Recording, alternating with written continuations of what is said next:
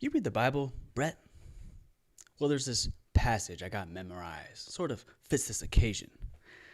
Ezekiel 25:17. The path of the righteous man is beset on all sides by the iniquities of the selfish and the tyranny of evil men. Blessed is he who, in the name of charity and goodwill, shepherds the weak through the valley of darkness, for he is truly his brother's keeper and the finder of lost children. And I will strike down upon thee with great vengeance and furious anger those who attempt to poison and destroy my brothers. And you will know my name is the Lord when I lay my vengeance upon thee. One of the greatest quotes of Pulp Fiction. And today on Real Time, where we are live talking about film and television and everything in between, we're going to be talking about just that. Iconic movie quotes of all time. Let's check it out.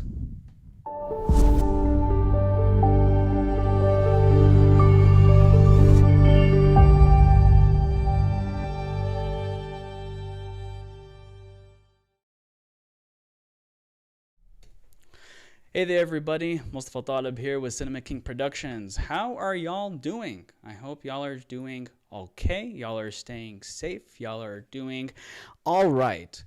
Today is January 24th, 2021. Can you believe it? We are already in the last week of the first month of 2021.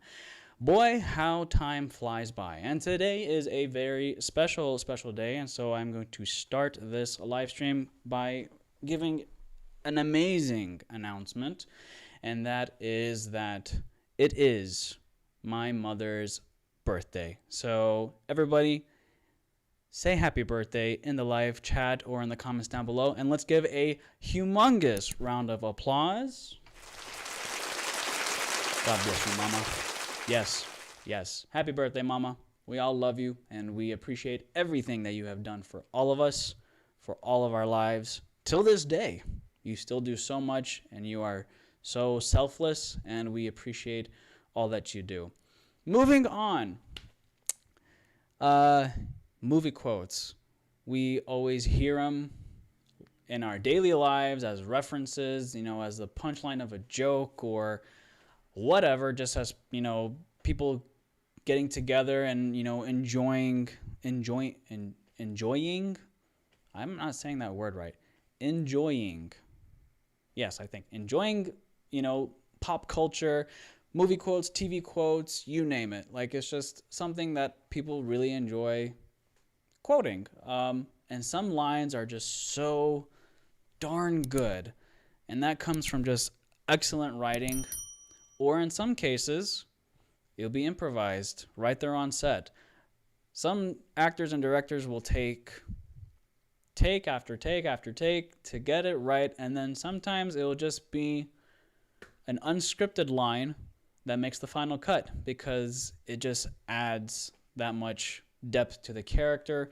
It just really brings out the emotion, which is amazing.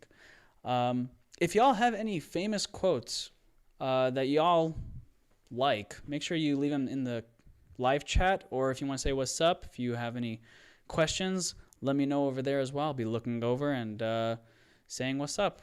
But yeah, today is this topic has been on my mind for a little bit. Sorry, I just got a notification. Anywho. Yes. So quotes. And I have put together a nice list. I mean, God, movies have been around forever, right? First it started with silent films, and then came films with sound. The first to use sound was, I believe, The Music Man. I don't recall the date. Let me look that up, actually.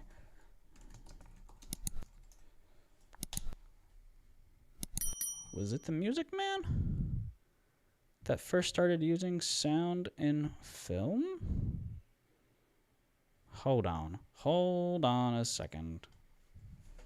First film to use sound. And it is my mistake. The Jazz Singer. The first feature film originally presented as a talkie was The Jazz Singer, which premiered on October 6, 1927. So you are talking about almost 100 years ago when sound first came to film, and then dialogue was being recorded, and then you have groundbreaking dialogue that is quoted for centuries to come after that. And my God, are they so good. So here I have a compiled list. I'm just going to go through it throughout this live stream. And I think these are one of, if not the most popular. This is a combination, doing my own research from the AFI, American Film Institute, and the Hollywood Reporter. So a nice compilation mixed with those two. But yeah, man, this all comes from great writing. And I have to admit, here live on Real Time, I have to admit something. As much as I am into film production and cinematography and directing and editing and all that good stuff, my weakest point is script writing. And I hate to admit that, but it's true.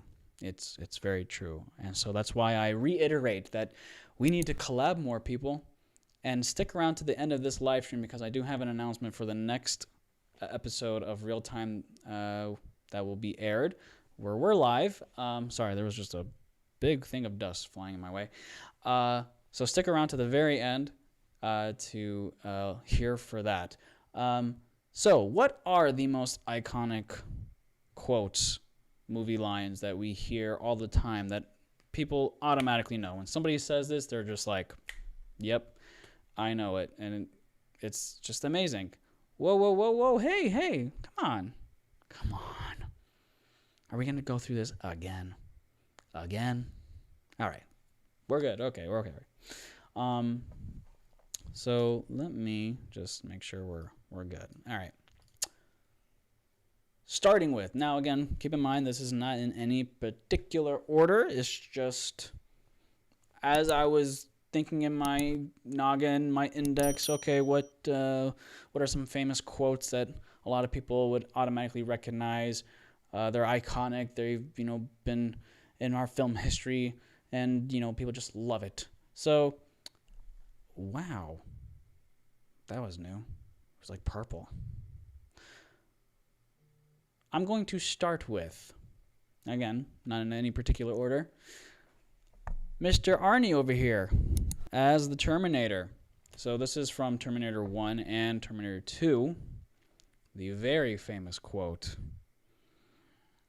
"I'll be back." And of course, there's been a lot of different variations. The other famous one in the music industry is "I'll be back." Haha. But what is so famous about that line, "I'll be back," is when he was about to infiltrate the police department, the police station, with his car. And it's just like that moment of, oh crap, something's about to happen. It's about to go down. And when he says, "I'll be back," he came back and he destroyed and annihilated the place. And yet Sarah Connor and Kyle Reeves managed to escape. But then they took that line throughout the entire Terminator franchise and played off of it over and over. I think they cleverly used it in Terminator 4 Salvation, when Kate says to Connor, "What do you want me to say to your troops or your platoon?" And then he turns around, and then it's like a little bit of silence, and he says, "I'll be back." Classic line. And then also, man, this is really annoying. Come on, work. Yada. Come on. Wow, you are really freaking out. Okay, Let me just do this again. Hold on, people.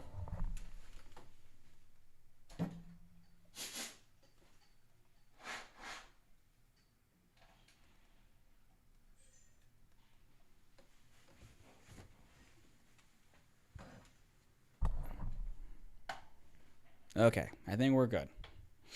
All right, so the next line from Terminator series. This is from Terminator 2, Judgment Day. In my opinion, the best Terminator film. And it's when Arnie famously says, "Come with me if you want to live." And I don't know why it stuck. Like, even though technically this line was said in Terminator 1, but it was reiterated in number 2 as a form of trust, right? In the first one, Kyle Reeves said to Sarah when he first encounters her to save her from the Terminator at the nightclub. And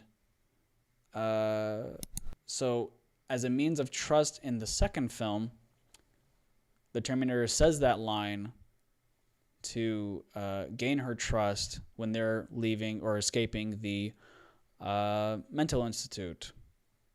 So, again, that's why it's iconic, because it has substantial meaning behind it, and it's just so good.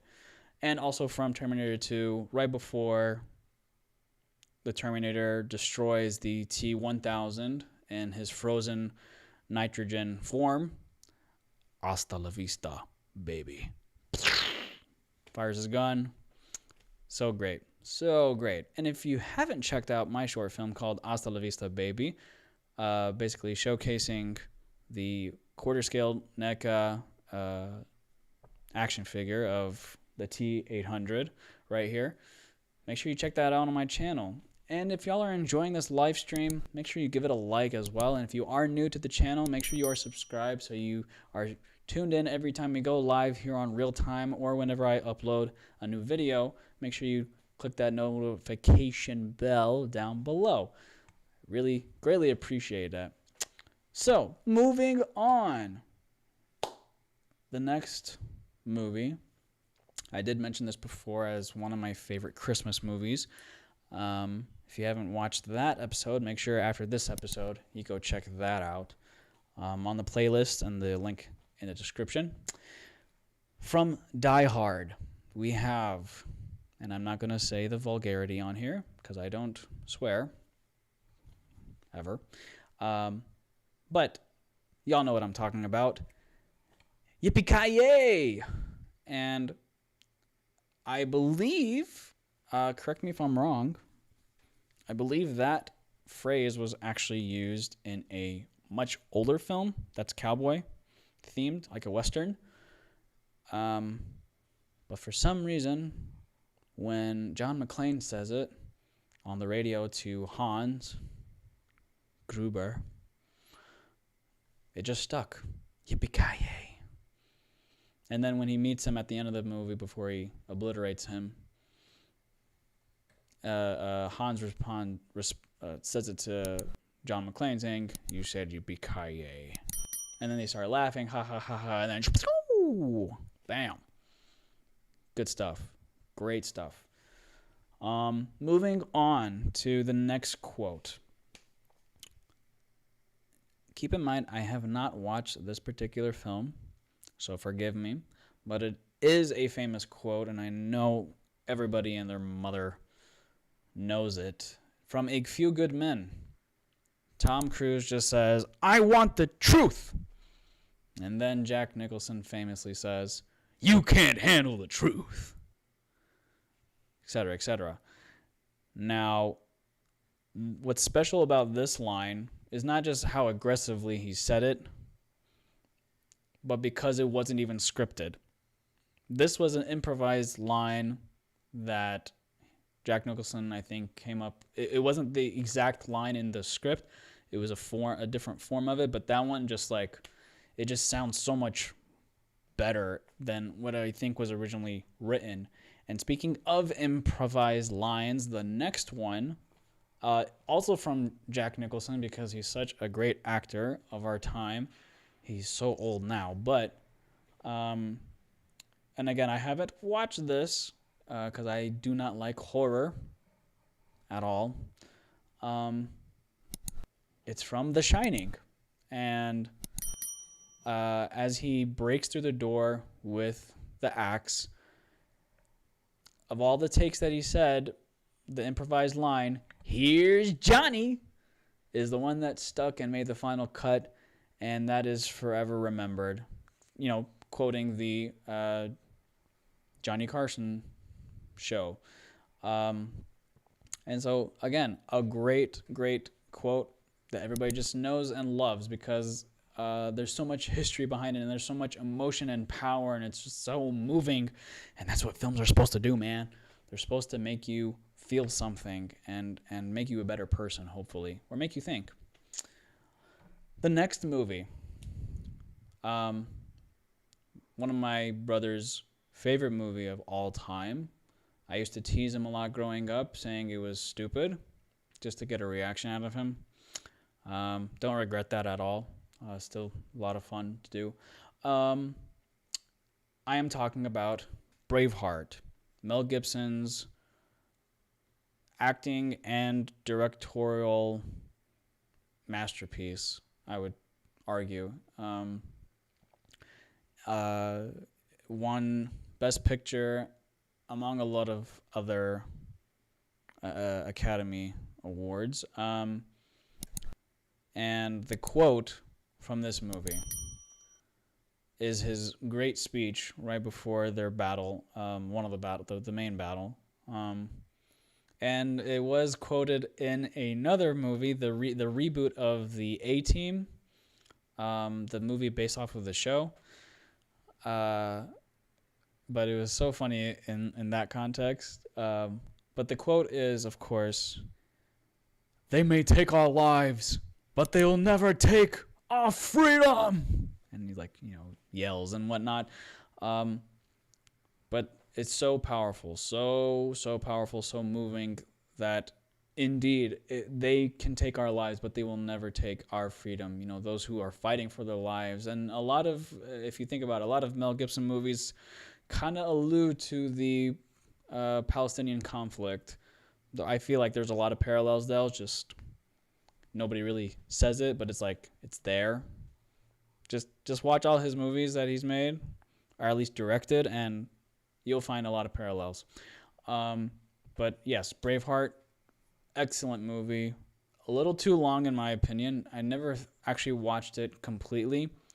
And here's a fun fact that growing up, our parents let us watch these films, but they would do their own home editing, meaning they would take the movie and cut out the inappropriate parts, namely any type of nudity or strong violence, even a simple kiss in Disney movies, I remember. And we grew up watching that. And then as adults, when we watch these films and we watch it all the way through, I'm like, I don't remember watching that. I don't remember seeing this. And it's so funny, even for Disney kissing movies, you see the two characters coming in for a kiss, and then boom, and then it comes back out. Like, what happened there? What? Great stuff. Great upbringing. Anyway, never watched the full Braveheart because it's way too long. But the next film I'm gonna quote here is almost on the same caliber. Like it was categorized in the same genre of Braveheart, being a drama but also action-packed and full of heart, and that is 2000's Gladiator. My God, what a great film! Directed by Ridley Scott, debuting Russell Crowe. And the famous quote from there, there's actually a couple, but the two I want to talk about first is when he easily, within like 30 seconds, annihilates his opponent. This is before he gets to the Coliseum. And he's like basically earning the respect of the crowd. And like easily, right? In 30 seconds, annihilates his opponent, and then it's just like dead quiet. Can you imagine? You just defeated your enemy, and then it's just quiet, and he's just like, and then he grabs his sword and he throws it, and then it knocks over some cups or whatever, and then he starts like shouts, "Are you not entertained? Are you not entertained? Isn't that why you're here?" Saying that so boldly, so challenging, right? The audience, like, why are y'all staying quiet? Y'all came for this, and I did my job. Aren't you supposed to be responding? Forcefully winning the hearts of the crowd. So powerful, so moving. And then later in the film, oh man, when he is meeting up with the emperor, what's his face? Joaquin Phoenix's character. Oh my goodness, what is his name again? Commodus. That's what it was. When he sees Commodus for the first time, he has on his helmet, and out of respect, he kneels. Right when the emperor comes out, all the soldiers kneel, and so he did it to grab the arrow that was sitting in the sand next to him, the arrowhead at least, and he was like, I'm just gonna end them right now because of what he did to me and my family and my future. Completely destroyed it. And again, this is all the built up because of jealousy, because his father, Marcus Aurelius, was going to appoint Maximus to be the emperor and not give it to Commodus. And so he won all the way up through the hearts of the people to play in the gladiator games at the Colosseum with his crew. And now he's in front of the emperor, the one who ruined his life and destroyed his family, flipped his world upside down. So he kneels and he grabs the arrow. And then Commodus is like, rise. Like, don't humble yourself too much. And so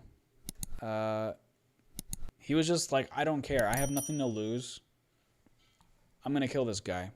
And before he's about to, the little young one comes out, Lucius, and then he ends up hiding the arrow in his hand because he doesn't want to potentially hurt him. And then, man, it's such a good build-up.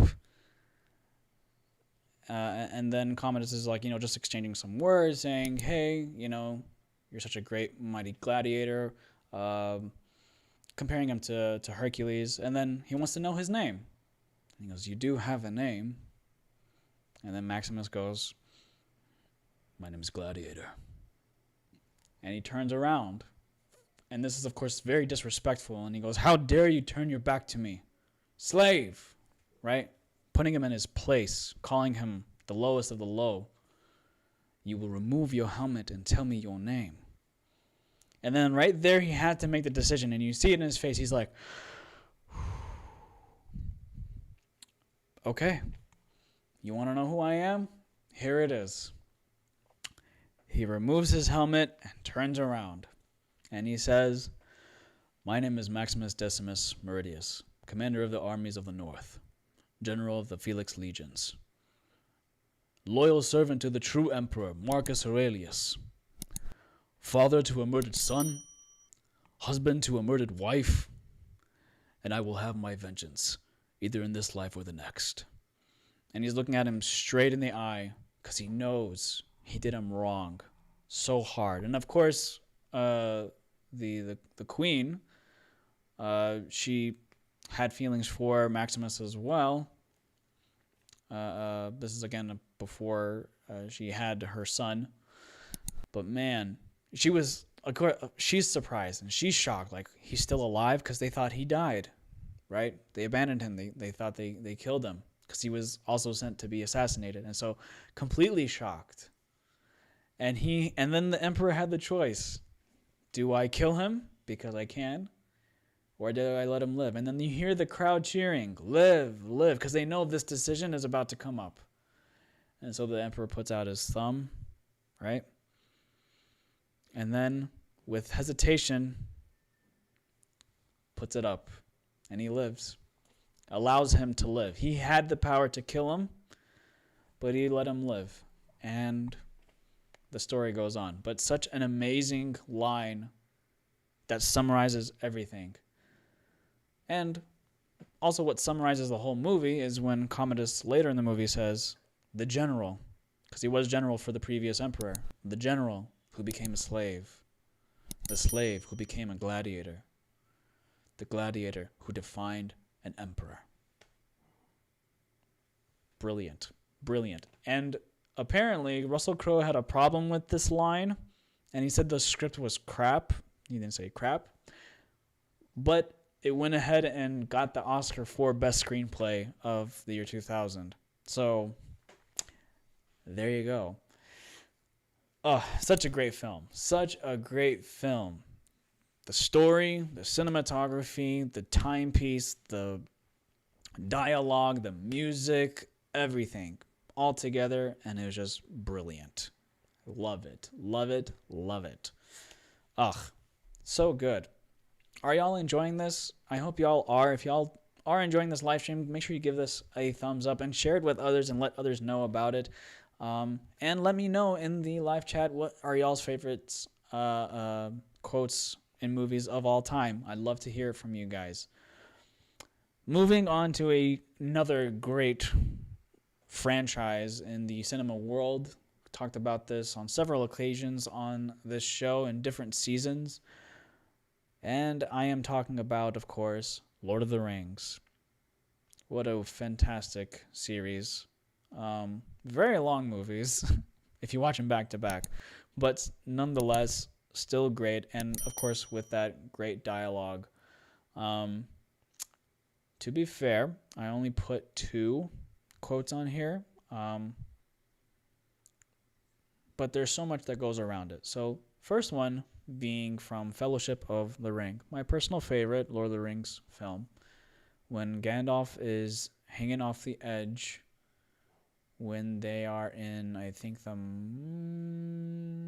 don't want to misquote here. Get it? When he's hanging off the edge, I don't know, I forgot the location, forgive me, but he says, "Fly, you fools." And then, even though he could easily have gone up from the ledge, he fell. Or he didn't fall, he let go of the ledge to presumably die. And there's a lot of theory around this quote here, "Fly, you fools." Even before that, right before that, when he was fighting that huge monster, I forgot the name of it, the other famous quote, "You shall not pass." And that's been used in so many different contexts. I had it on my car as a sticker, "You shall not pass." Like, don't even try to, cut me. There's a famous clip where Sir Ian McKellen, sorry, he was in the UK, and he's like standing next to a window of some school, and there's a lot of children, in their uniforms, and he's like, "I wish you all, success in your final exams. If you don't, then you shall not pass." Like, just making it funny. But nonetheless, "Fly, you fools." The theory that I heard about this is that basically to shortcut everything that happened, to skip what happened in Two Towers and The Return of the King, was to summon the huge eagles and take Sam and Frodo straight to Mordor in a matter of days instead of a year to walk the whole way. So that's one meaning. "Fly, you fools." I heard of that. What are y'all's thoughts on that? Let me know in the live chat. And the other famous quote by Gollum is when he looks at this piece of metal and he just is admiring it, and he's just so fascinated that he just gets consumed by its power. Nothing else in the world matters. And he just says,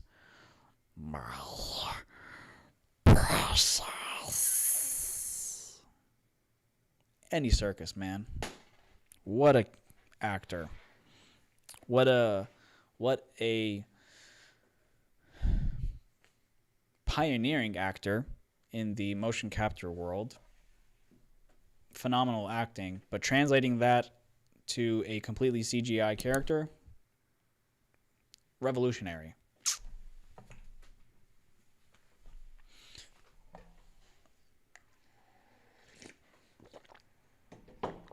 That is some refreshing, high-quality H2O. Let me know where that's from, and I will give y'all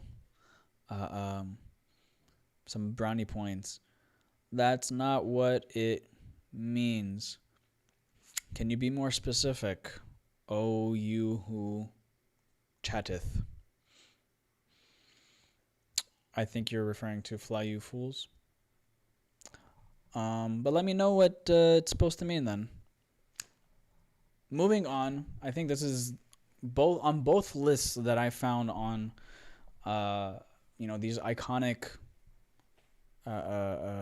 movie quotes. This was number one. Again, these are not in any particular order. I just found them, and what I remembered, being amazing lines that I think most people know. This one was the number one slot for both lists, and that is from Gone with the Wind. And I think all y'all know what I'm talking about. Frankly, my dear, I don't give a poo. I don't give a shoe. I don't give a flute. Y'all know what he says there. I'm not going to say it, but famously said, I have not watched Gone with the Wind. I know it was a novel and it became a film. I was actually thinking about doing that as an episode. Movies that derived from novels. If y'all would like that, let me know. And that could be a future episode. The next quote here, from a great franchise, my favorite franchise, the Star Wars franchise. And the famous quote from episode 4, May the Force be with you. And this has been said in so many different variations from different characters. Actually, I would go back and say it's not even that phrase, but specifically from Obi-Wan Kenobi saying to Luke Skywalker, the Force will be with you, always. Classic, instant classic line. It's like, wow, so inspiring, so motivating. The Force will be with you, always. From episode 5, you have another quote that's actually misquoted a lot. So much that it's annoying. But I am talking about when the big reveal, because nobody knew this, right? Leading up to this point.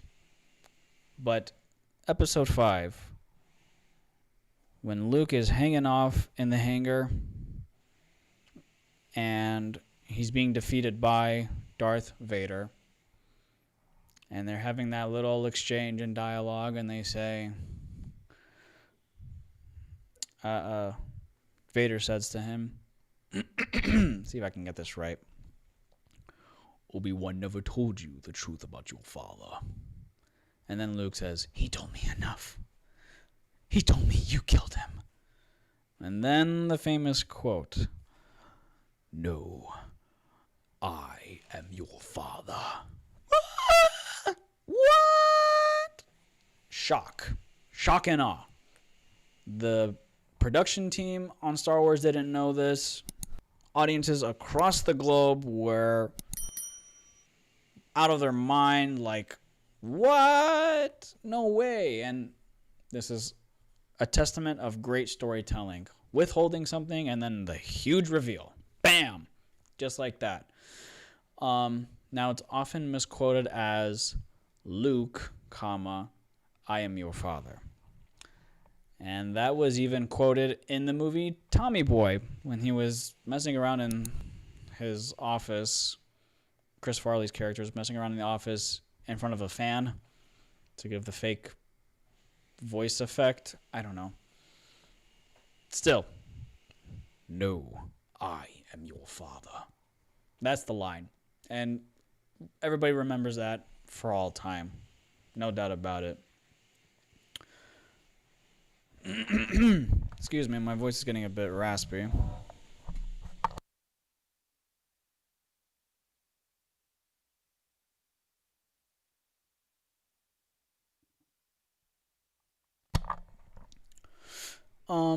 Moving on to another. Wow, sorry about that, laddies. My accent was just kicking in right now. Another quote from a very famous movie franchise, The Godfather.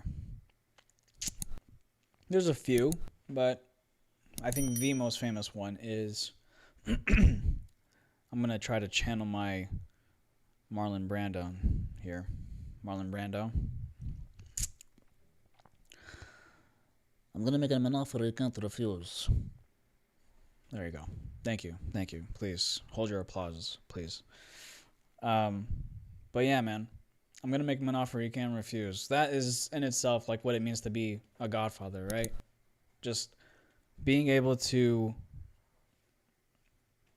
just get your way, essentially. As a true gangster in a mafia, you just get your way, and it will always be done. So make him an offer he can't refuse. Khalas. That's it.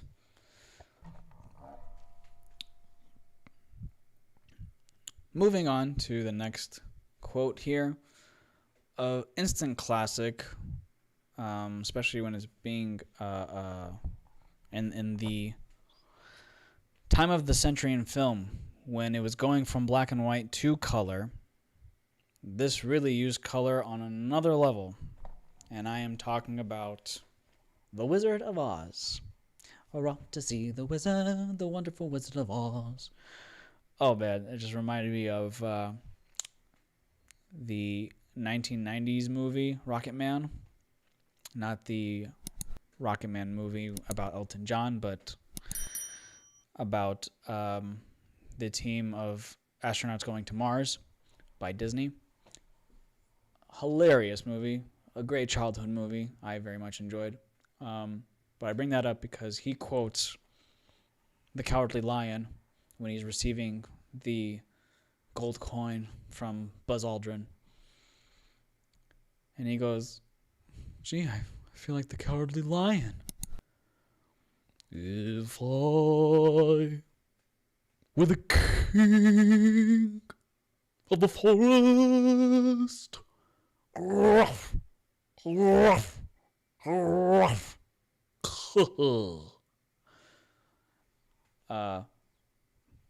So funny. That movie is so many gems of hilarious lines. That was one of them. But in The Wizard of Oz, the very famous line that's also referenced in other films, Toto, I don't think we're in Kansas anymore. Yeah, like, no, Sherlock, where do you think you are? Another film that I just mentioned, not mentioned, that referenced this line was The Matrix. And it's when Neo gets into the seat and he just took the red pill, and they go into that separate room and trying to figure out or trying to lock him in wherever he is in the real world, in his base or chamber, right, to free him and wake him up. And he goes, what does that mean? And then Cypher goes, it means buckle up your seatbelt, Dorothy, because Kansas is going bye-bye. Like, what? So good. So good. This next quote, I haven't watched this as much as I would have liked to. Just haven't watched it.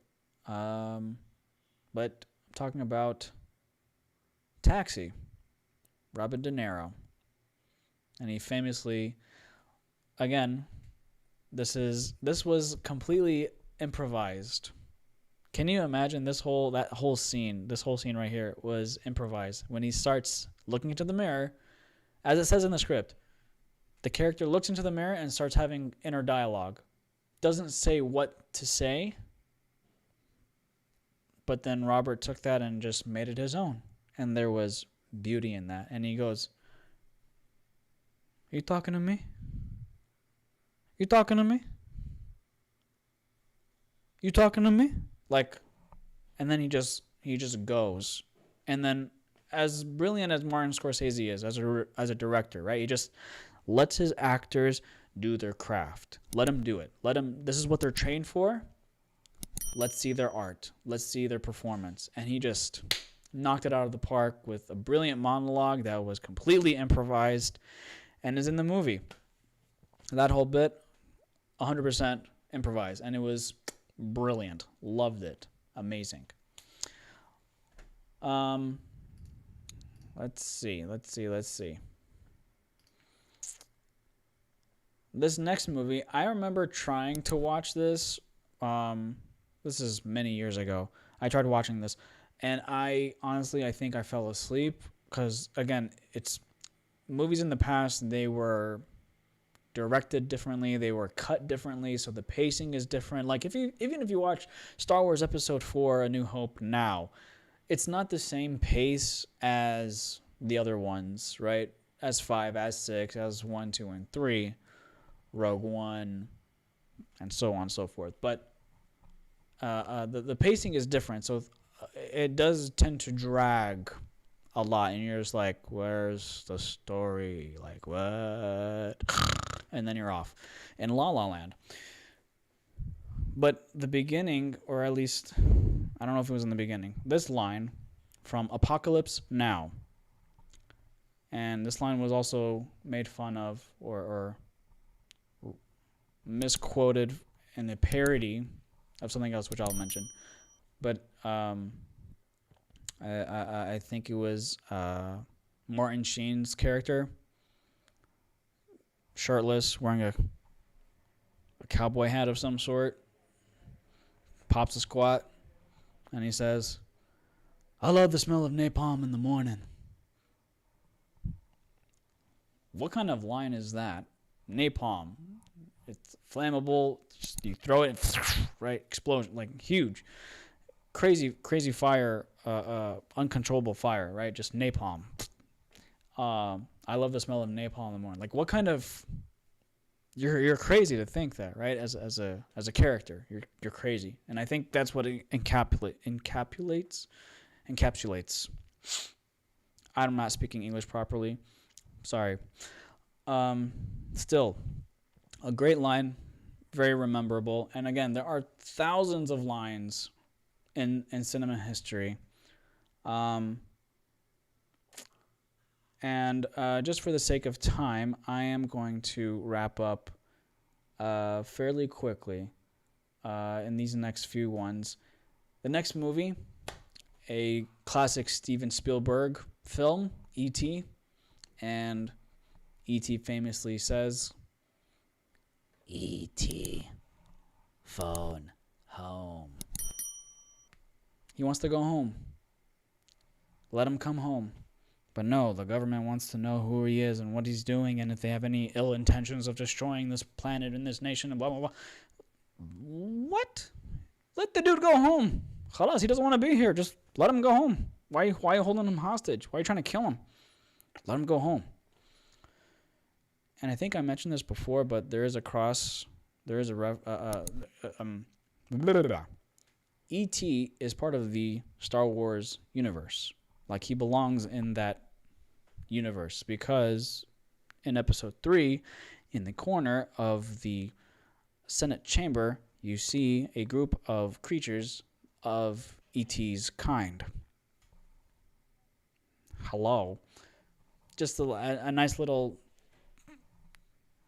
nod of the hat to Star Wars. Like, hey, we're all in this together. Another famous quote from a great film. Why I remember watching this in film school. Citizen Kane. A lot of interpretation of what this means, but still a classic. Rosebud. No idea. Could be interpreted so many different ways. The next movie, I'm here to quote from Dr. No.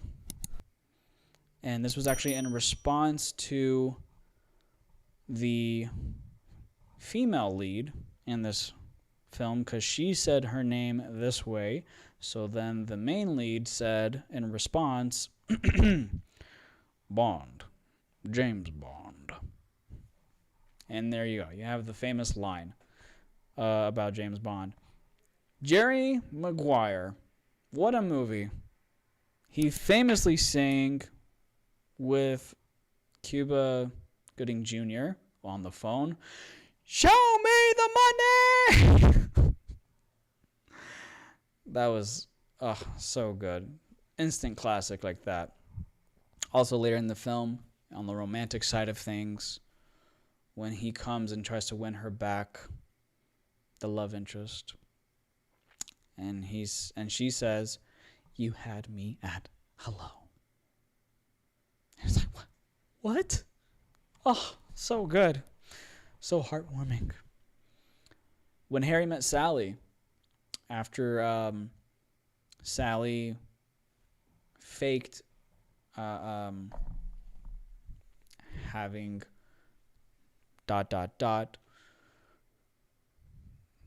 The line following that is what made it hilarious, where that old woman says, I'll have what she's having.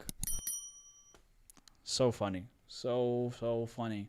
I'm sorry I'm rolling through these quickly because I actually have to get going in just a bit. But another great film, Forrest Gump, 1995. Tom Hanks. He was just on a roll in the mid-90s. Tom Hanks. Such a great actor. God, he's so good.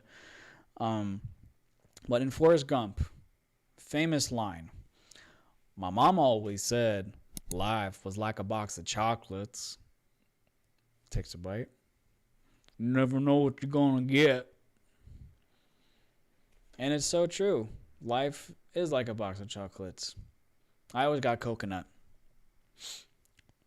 I love coconut, though. The next movie, not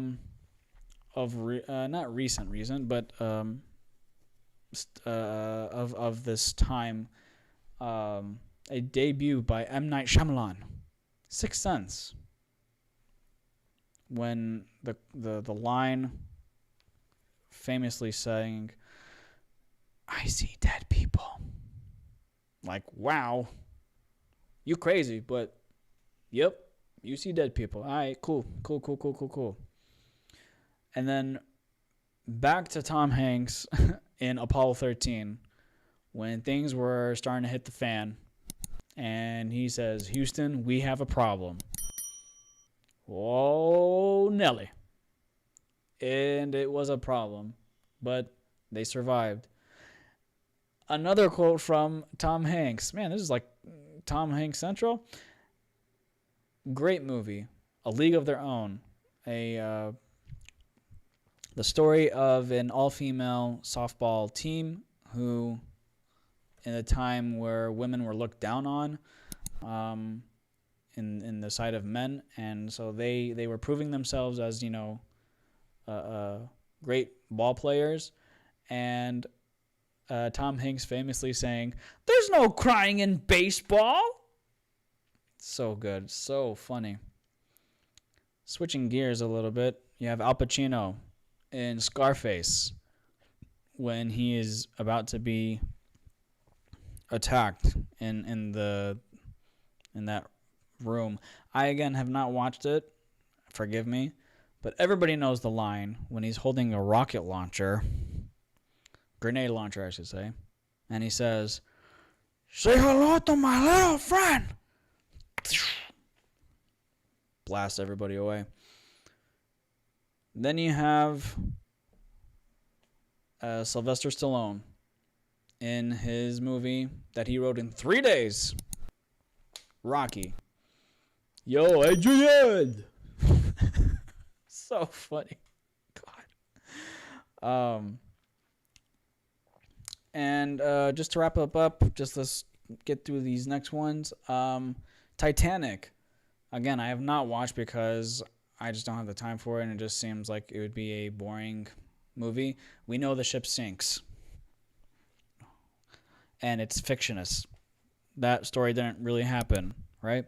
And we all know that Rose could have had Jack on that wooden plank if she just moved over a little.